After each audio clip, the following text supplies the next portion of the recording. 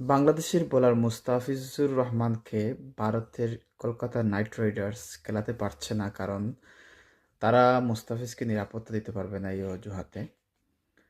এবং বাংলাদেশের একজন মুস্তাফিজকে যদি ভারত প্রশাসন ভারত নিরাপত্তা দিতে না পারে, আসন্ন বিশ্বকাপে বাংলাদেশের পুরো টিম ম্যানেজমেন্টকে কীভাবে নিরাপত্তা দিবে সেটি প্রশ্ন উঠেছে।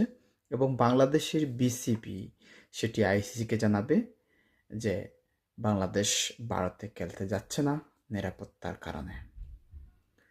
এখন দেখা যাক ভারতের এই বিশ্বকাপে খেলানো নিয়ে আইসিসি কি সিদ্ধান্ত জানায় বাংলাদেশ টিমকে।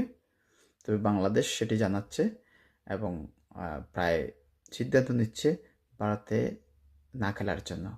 কারণ ভারত যেহেতু নিরাপত্তার অজুহাত দেখিয়েছে, তারা বলছে মুস্তাফিজকে তারা নিরাপত্তা দিতে পারবে না, তাহলে বাংলাদেশ টিমও তো নিরাপত্তাদের দেশে। সবাই ভালো থাকবেন। আল্লাহ হাফেজ।